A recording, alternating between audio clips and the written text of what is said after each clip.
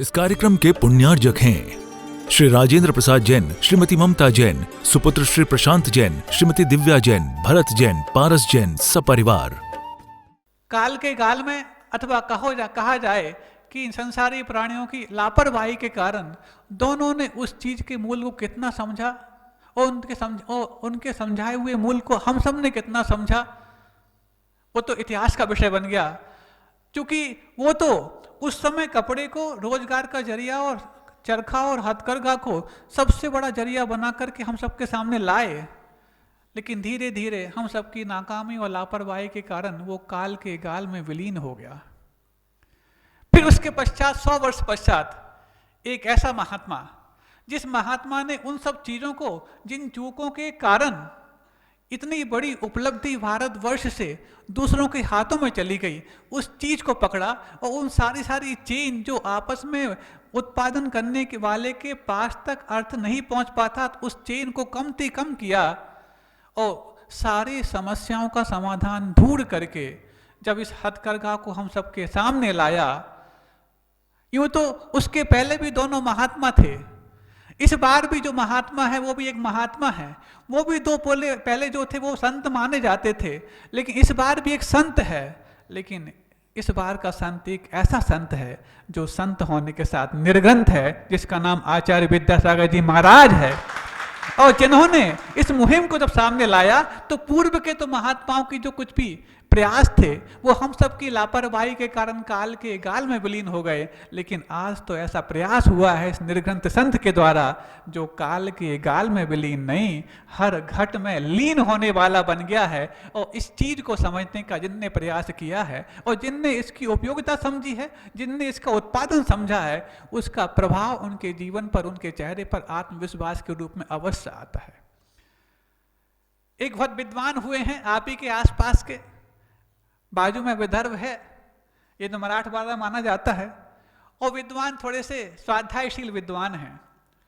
और स्वाध्यायशील विद्वान होने के साथ साथ अब मैं नाम जगह का खोल दूं तो आप पहचान जाएंगे किसकी मैं बात कर रहा हूं। वो कारण जाके विद्वान हैं और एकांत पक्ष को समर्थन करने वाले रहे हैं, निश्चय मार्ग को ज्यादा स्वीकार करने वाले रहे हैं। लेकिन जब उन्होंने गुरुदेव के इस प्रयास को सुना, समझा और जांचा कि गुरुदेव हथकरघा के बारे में उपदेश दे रहे हैं, तो उन्होंने कितनी अच्छी बात कही। लोग तो यहाँ वहाँ की बात सोचते होंगे, करते होंगे कि जिसने कपड़े छोड़ दिए वो कपड़ों का उत्पादन करने का उपदेश क्यों दे रहा। लेकिन एक निश्चय मार्ग की विद्वान ने कितनी अच्छी बात कही कि हथकरघा मात्र ये ताना वाना नहीं है, ये तो करणानि योग और चरणानि योग का समन्वय है। क्योंकि जिसने चारों अनुयोग पढ़े हैं, जिसमें प्रथमानि योग, करणानि योग, चरणानि योग और द्रव्यानि योग आता है, तो करणानि योग जिसमें कर्म सिद्धांत की बात कही जाती है और चरणानि योग जिसमें आचरण की बात की जाती है, इन दोनों का समन्वय बनकर के सामने आया है। तो मात्र गुरुदेव का सबसे नायाब उपकरण जो कि हथकरघा के रूप में आया है, उस रूप में आया है। अब सोचो, एक निश्चय वाले विद्वान ने भी इसकी उपयोगिता समझ ली। आप लोग समझते, क्योंकि आप लोग तो गुरु भक्त माने जाते हो, फिर भी छोटी बात हो सकती थी, लेकिन वो भी छोटी बात नहीं, बड़ी बात है। लेकिन यदि किसी निश्चय के विद्वान ने यदि इस बात की तारीफ की है, तो वो तारीफ भी कैसे निकल करके आई और कैसे उसने समझी है तो वो ही जाने। और सिर्फ विद्वानों की बात नहीं, कई साधुओं ने भी और कई आचार्यों ने, इवन आचार्य वर्धमान सागर जी महाराज ने तो यहाँ तक बात कह दी कि यदि 20वीं सदी का पूर्वार्ध आचार्य शांति सागर जी महाराज के नाम से जाना जाता है, तो 20वीं सदी का उत्तरार्ध और 21वीं शताब्दी पर पूरी की पूरी 20वीं शताब्दी का पूर्वार्ध आचार्य शांति सागर जी महाराज के नाम से जाना जाता है, और 20वीं शताब्दी का उत्तरार्ध और 21वीं शताब्दी का पूरा काल यदि किसी संत के नाम से जाना जाएगा तो उनका नाम आचार्य विद्यासागर जी महाराज है। और यदि ऐसे आचार्य महाराज भी यदि आचार्य गुरुदेव की इतनी बड़ी प्रशंसा करते हैं तो कोई ना कोई उसमें बात तो अवश्य होगी। अब एक छोटी सी बात आती है उसी समय की, जिस समय हथकरघा को लोग रोजगार का जरिया हर घर में माने जाते थे। तो एक सरफरा बच्चा था, युवावस्था की दलील पर पहुंचने वाला था, और पहुंचते पहुंचते उसको लगा कि आज मेरे लिए कोई साथी नहीं मिल रहे हैं, और साथी नहीं मिल रहे हैं तो मैं किसी व्यक्ति के पास जाकर के अपना मनोरंजन करूं। तो मनोरंजन की दृष्टि से वो किसी एक हथकरघा से बने हुए वस्तुओं का जो व्यापार करता था, दुकान में हैंडलूम्स के कपड़ों को बेचता था, उसके पास पहुंच गया। छोटा सा व्यापारी था, उसने कहा मुझे एक साड़ी चाहिए है। ठीक है, साड़ी दे दी उसने। बोले कि इसकी कीमत क्या है? उस समय की बात है, बोले 10 रुपए। खोल के देखी उसने, बोले बहुत बड़ी है, इसको आधा कर दो। अब साड़ी को आधा कर दो, कोई बात नहीं, हो सकता कोई दूसरा उपयोग के लिए मांग रहा हो। बोले ठीक है, उसने आधा कर दिया। कितनी कीमत इसकी? बोले 5 रुपए। अब वो तो सरफरा नहीं था, कुछ खुरखुंदी उसके दिमाग में सोच रही थी, कुछ मनोरंजन करने वो वहां आया था। उसने कहा ये भी बहुत बड़ी है, उसको और आधा कर दो। तो उसने और आधा कर दिया। बोले अब कितने की? बोले 2.5 रुपए की। उसने कहा अभी भी थोड़ा सा ज़्यादा लग रही है, तो इसको थोड़ा सा और कम करो। तो कहता है ये लो कैची, जितना तुम्हें चाहिए वो ले लो। तो उसने उसको और आधा कर दिया, और आधा किया, फिर उसका मन और नहीं माना, करते करते उसने छोटी छोटी चिंदियां कर दी। अब बोलता है इसका कितना मूल्य है? चुप रह जाता है। फिर कहता है मुझे नहीं खरीदना। फिर भी यदि आपको लगता है तो इसका कितना मूल्य है? बोले इसका मूल्य तुम नहीं चुका पाओगे। क्यों? और उसको लगा जब उसने गंभीर स्वर में कह दिया कि इसका मूल्य तुम नहीं चुका पाओगे, तो उसको लगा कि मुझसे गलती हो गई, इसकी मैंने पूरी साड़ी खराब कर दी, इसके 10 रुपये बर्बाद हो गए। चिंता मत करो, मैं पूरे 10 रुपये तुम्हें दे दूंगा। ओ लो ये 10 रुपये। कहा ना तुम इसका मूल्य चुका ही नहीं पाओगे। क्या मतलब? मतलब ये, अब जबकि ये साड़ी किसी के काम की नहीं रह गई, तुम इसका मूल्य क्या जानो कि किसान ने कपास को बोते वक्त कितना परिश्रम किया होगा, उस कपास से, उस कपास के पौधे से कपास की रुई को निकालते वक्त कितना परिश्रम किया होगा, और उस सूत को कतने वाले, जो कताई बुनाई करने वाले हैं, उनके परिश्रम का तुम मूल्य क्या चुका पाओगे, जिसने बैठ करके एक एक तंतुओं से बुन करके और धागे तैयार किए। तुम उस धागों को उस चरखे में लगाने वाले किसी शिल्पी का मूल्य क्या चुका पाओगे, जिसने दिन रात मेहनत करके अपना पसीना बहा करके इसके ताने बाने तैयार किए। वो उसके पश्चात तुम इसका मूल्य क्या चुका पाओगे, जिसने हथकरघा में वहां पर उसको लगा करके और अपने हाथ और अपने पैर दोनों को एकाग्रता के साथ जोड़ करके आज इस साड़ी को तैयार किया था। इतने सारे लोगों का परिश्रम तुम सिर्फ 10 रुपए में चुकाना चाहते हो। अरे परिश्रम तो अनमोल होता है, और ये अनमोल परिश्रम जब किसी के उपयोग में आ जाता है तब उसकी कीमत 10 रुपए होती है, और जब परिश्रम को व्यर्थ भा दिया जाता है तो उसकी कीमत तुम नहीं पहचान पाओगे, वो तो कि धर्मात्मा अथवा परमात्मा पहचान सकता है। और इस धर्मात्मा ने जिस व्यक्ति की बात समझी हो और नहीं समझ में आई हो, तो हम सबके परमात्मा आचार्य गुरुवर्षी विद्यासागर जी महाराज की बात यदि हम सबने समझ में पाई है, तो मल्लिनाथ भगवान के दरबार में जाकर के यहाँ हथकरघा को स्वीकार किया है। छोटी मोटी बात नहीं है। यूं तो 5 बालयती जो हुए, वासुपूज, मल्लिनाथ, नेमिनाथ, पार्श्वनाथ और महावीर, सबसे ज्यादा यदि मंदिर किसी जगहों पर देखने को मिलते हैं तो पार्श्वनाथ भगवान की जनलाले देखने को मिलते हैं। कारण उसमें यही है कि उनने उपसर्ग सहा, और जिनके जीवन में संकट आते हैं वो उपसर्ग विजेता को ही अपना याद करते हैं। फिर उससे ज्यादा यदि मिलते हैं तो महावीर भगवान के मिलते हैं, सुनते हैं उन्होंने भी उपसर्ग सहा है। ये हुंडावसर्पणी काल की देन है कि तीर्थंकरों पर भी उपसर्ग हुए। उसके बाद यदि किसी भगवान के यदि मंदिर मिलते हैं 5 बालयतियों में, तो नेमिनाथ भगवान के मिलते हैं। उसके बाद यदि मिलते हैं तो वासुपूज भगवान के मिलते हैं। और ये दुनिया का एक बहुत बड़ा अजूबा है कि सिरठ शाहपुर में भगवान मल्लिनाथ का भी मूल नायक के रूप में जिनालय स्थापित है। यूं तो इन बालयतियों को वो लोग कम वेटेज देने का प्रयास करते हैं जो स्वयं गृहस्थी में फंस गए हैं।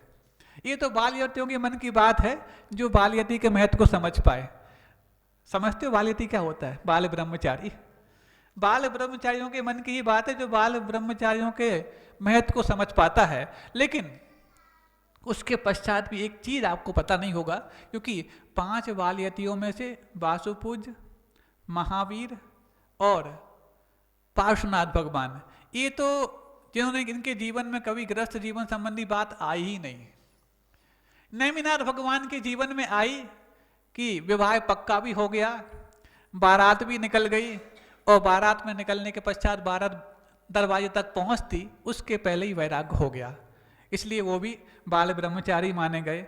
लेकिन उत्तर पुराण में आया है कि मल्लिनाथ भगवान भी, इनका भी विवाह पक्का हो गया था, इनका भी विवाह पक्का हो गया था। पता है आप लोगों को? हाँ, सुन लो, मल्लिनाथ भगवान के क्षेत्र में रह रहे हो और आपको अपने मल्लिनाथ भगवान की पूरी जानकारी नहीं है। इनका भी विवाह पक्का हो गया था, उत्तर पुराण में पढ़ लेना आप लोग। लेकिन हाँ, इनकी बारात नहीं निकली थी, बारात निकली थी नेमिनाथ भगवान की, और बीच में उन पशुओं के बंधन को देख करके उनको वैराग्य हो गया था। इनकी बारात नहीं निकल पाई थी, लेकिन विवाह तो पक्का हो गया था। विवाह पक्का होने के बाद जो अपना पक्का वैराग्य लेकर के आगे बढ़े हैं, उनका नाम द्वितीय बाल ब्रह्मचारी बाल यति भगवान मल्लिनाथ भगवान है। और ऐसे मल्लिनाथ भगवान जो हम सबके परमात्मा और परम बाल यति आचार्य परमेष्ठी विद्यासागर जी महाराज के गृहस्थ जीवन के पिता का नाम भी मल्ली सागर महाराज था। ये भी अपने आप में एक अनोखी बात है। और अब तो गृहस्थ जीवन में आने के पश्चात भी गुरुदेव के माध्यम से अपने मस्तक पर दीक्षा के संस्कार प्राप्त करने का सौभाग्य अब उस हर गृहस्थ को मिल सकता है जिसके जीवन में उत्कृष्ट सागर जी जैसा उत्कृष्ट वैराग पनप रहा हो। अब वो बात रही जो लोग गृहस्थ लोग कहते थे, अरे आचार्य दीक्षा देते नहीं गृहस्थों को, और हमारे लिए ये प्रतिमाधारी बन करके और आश्रम में रहना हमें अच्छा लगता नहीं, हम तो बनेंगे तो सीधा मुनि बनेंगे, और आचार्य देते नहीं इसलिए हम घर में ही अच्छे हैं। ऐसा जो बहाना लेकर के और अपने वैराग को संन्यास को घर में छुपा कर रखते थे, अब उनको अपने बहाने को बहाना पड़ेगा, क्योंकि अब गुरुदेव भी गृहस्थों को मुनि दीक्षा देने लग गए हैं। बस ऐसे कि आपके अंदर उनके जैसा 82 वर्ष की उम्र में भी प्रबल वैराग हो। तो गुरुदेव को तो 22 वर्ष की उम्र में हो गया था, वो 22 वर्ष की उम्र में मुनि महाराज बन गए थे। लेकिन उस परिवार का, जिस परिवार ने ऐसे ऐसे नायाब रत्न दिए हैं, पूज्यवर मुनिवर श्रमण निर्यापक श्रमण समय सागर जी महाराज, निर्यापक श्रमण मल्ल योग सागर जी महाराज, और परम पूज्य गुरुदेव तो हैं ही, उसके अलावा मल्ली सागर जी महाराज, समयमती जी, शांता सुवर्णा बहन। लेकिन उस परिवार का अंतिम हीरा भी उत्कृष्टता को प्राप्त हुआ, और आपके ही महाराष्ट्र में आकर के और सिरपुर अंतरिक्ष पार्श्वनाथ जो भी बाल यति जो स्वयं हैं, उनके आंगन में आकर के और गुरुदेव के कर कमलों से मुनि दीक्षा को प्राप्त हुआ। इसलिए अब कितने लोग हैं जिनके अंदर कई बार वैराग उपजता था, लेकिन गुरुदेव दीक्षा नहीं देते, इसलिए बार बार थमता था। अब उसको थामने की नहीं, अच्छे से अपने हृदय में थाम करके और गुरुदेव के समक्ष पहुंचने की आवश्यकता है। तब जाकर के कल का जो गणतंत्र दिवस है, कल गणतंत्र दिवस भी है, और गणतंत्र दिवस के साथ साथ कुछ आपने आयोजन भी रखा है। वो आयोजन भी ऐसे रखा है कि गुरुदेव का जो मकसद, जो हर घर में स्वास्थ्य भी पहुँचे, हर घर में स्वदेशी पना भी पहुँचे, और हमारा जीवन हमारे भूतपूर्व जो कुछ भी पूर्वज हुए हैं उनके माध्यम से दिए हुए सिद्धांतों के आधार पर चले। उन्हीं आधार को बनाकर कल आपने एक शिविर रखा है, आयुर्वेद चिकित्सा शिविर। सुनकर के खुशी हुई कि गुरुदेव के मूल्य को पहचानने वाले सिर्फ मात्र सरापुर के लोग ऐसे नहीं हैं जो हथकरघा को भी पहचानते हों, वो गुरुदेव के आयुर्वेद के प्रति निष्ठा को भी पहचानते हैं और पूर्णायु के बारे में बहुत कुछ जानते हैं। और कल गणतंत्र है, कैसे गणतंत्र कैसे मनाया जाता है, यदि आप लोग की इच्छा रहेगी तो अपन चर्चा करेंगे। आज समय पूरा हो गया है। और दूसरी बात एक और कहते हैं हम कि सुबह से जो शांति धारा के लिए आप लोग निवेदन करने आए थे, ऐसी शांति धारा यदि आज जैसी आपने की है ऐसी ही कराना हो तो जैसी रोज आप करते जाते वैसे ही करते जाना।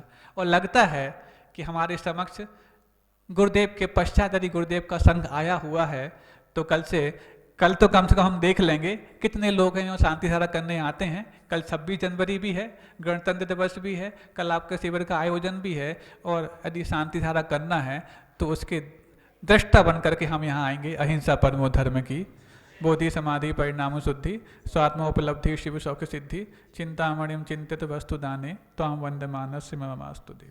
इस कार्यक्रम के पुण्यार्जक थे श्री राजेंद्र प्रसाद जैन, श्रीमती ममता जैन, सुपुत्र श्री प्रशांत जैन, श्रीमती दिव्या जैन, भरत जैन, पारस जैन, सपरिवार।